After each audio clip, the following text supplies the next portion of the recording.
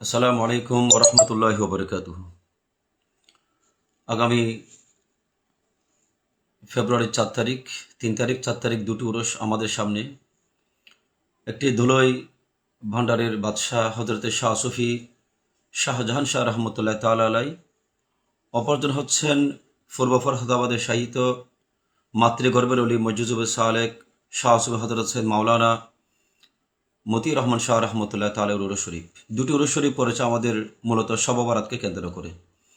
হজরতে শাহজাহান শাহ রহমত উরস শরীফ হবে শবে বরাত রজনীতে, আর এর পরের দিনে হবে মতিরাম শরমত উরস।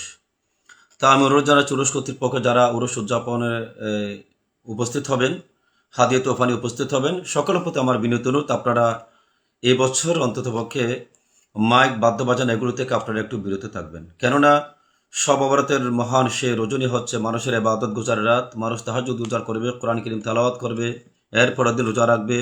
সে রোজার দিনে মতিরাম শাহ রহমতুল্লাহ উরস শরীফ, সে রাতে মানুষ আবাদত গোজারে থাকবে। মানুষ অনেকে 3টা রোজা পালন করেন ধারাবাহিক্রমে। সেই সাথে সেটা আগের রাতেও মানুষ ঘুম যাবে না, আবাদত গোজারে মগ্ন থাকবেন। তাই এর পরের রাতও মানুষের জন্য আবাদতের রাত, ঘুমের রাত, মানুষ রেস্ট করবে, সেটাও আবাদত।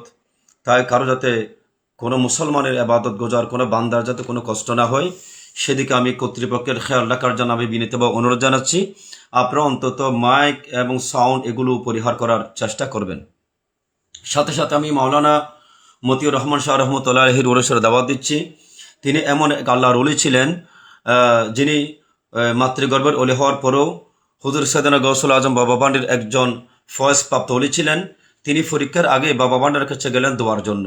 বাবা বান্ডার খাটিয়ার নিচ থেকে কিছু খাবার ছিল, প্রায় 1 মাস আগের খাবার, বাসি খাবার, সেগুলো মতিউর রহমান শাহ রহমতুল্লাহকে খেতে দিলেন। ওই খাবারগুলো বের করে দেওয়ার সময় শাহনগর নিবাসী হজরতে রিদওয়ান শাহ রহমতুল্লাহ আলাই, শাহনগর নিবাসী হজরতে রিদওয়ান শাহ রহমতুল্লাহ আলাই, যিনি বাবা বানের খাদেম ছিলেন, তিনি যখন খাবারগুলো বের করে দিচ্ছিলেন তখন তিনি আক্ষেপ করে বলেছিলেন যে মাজবানাত দরবার শরীফের বেলায়েতের এক মহান নিয়ামত একজন ছোট বালক মতিউর রহমান নিয়ে যাচ্ছে। কাজে তিনি ওই খাবারগুলো খেয়েছিলেন। 1 মাস পরের খাবারগুলো তখনও টাটকা গরম ছিল। সুবহানাল্লাহ। সেই খাবারগুলো তিনি নিয়ে যখন চট্টগ্রাম কলেজে পরীক্ষার হল সেন্টার যখন তিনি গেলেন পরীক্ষা দিতে, কয়েকটা পরীক্ষা দিতে না দিতে ওনার হালতের পরিবর্তন হয়ে গেল। ওনার ওখান থেকে চলে আসলেন, তিনি আর বিএ পরীক্ষা কমপ্লিট করতে পারলেন না। সুবহানাল্লাহ। এবং বাবা বান্ডি রহমতুল্লাহ যে আস্তানায় বসে যে হুক্কা টানতেন এবং আস্তানা বসে থাকতেন, মূলত সেটা ছিল যে আপনার বেলায়েতের মার্কাজ। সেখানে আমাদের একজন কওমি ভাই, একজন কওমি মৌলানা শেখ আহমদ সাহেব, তিনি না বুঝে বলেছিলেন যে তিনি উলঙ্গ বসে থাকতেন। হ্যাঁ, ওনার অনেক বদনামি করে হুক্কা টানতেন। আসলে বা জানেন, হুক্কা টানতেন যে ওইটা ছিল ওনার বেলায়েতের মরকজ, ছিল ওনার সেই আস্তানাটা।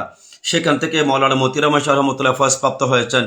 এবং আমাদের বিশেষ করে আজম কালাবের, আমাদের দৌলতপুরের নাজের পৌরসভার অন্তর্গত আজম কালাবের যিনি শফিল আজম সাহেব, যিনি ওনার জন্ম 1923 সালে, ওনার এন্তেকাল হচ্ছে 1911 সালে, যিনি পূর্ব পাকিস্তানের প্রথম বাঙালি প্রধান সচিবের দায়িত্ব পালন করেছিলেন।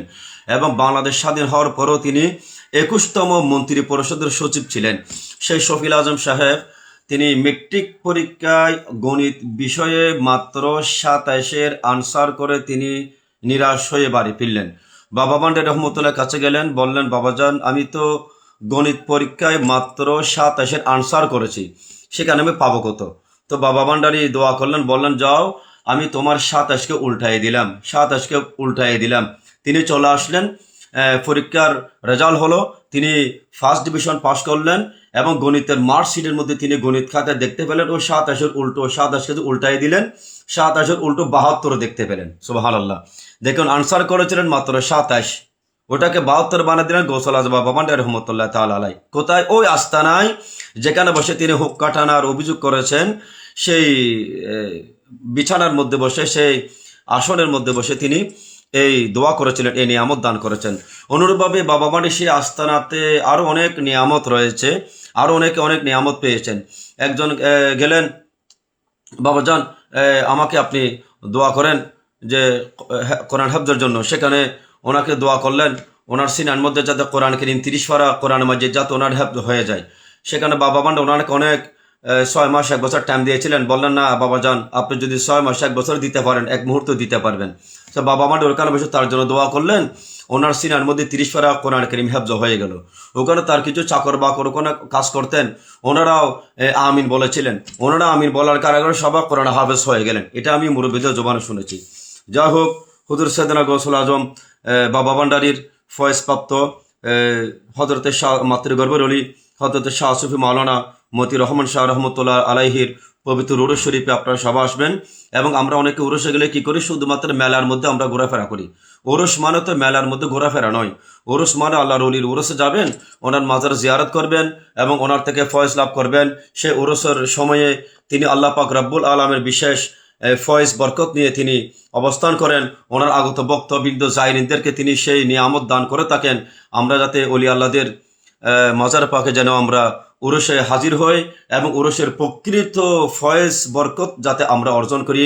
আল্লাহ পাক রব্বুল আলামিন আমাদের সকলকে বোঝার তৌফিক নসিব করুন। আমিন। আসসালামু আলাইকুম ওয়া রাহমাতুল্লাহি ওয়া বারাকাতুহু।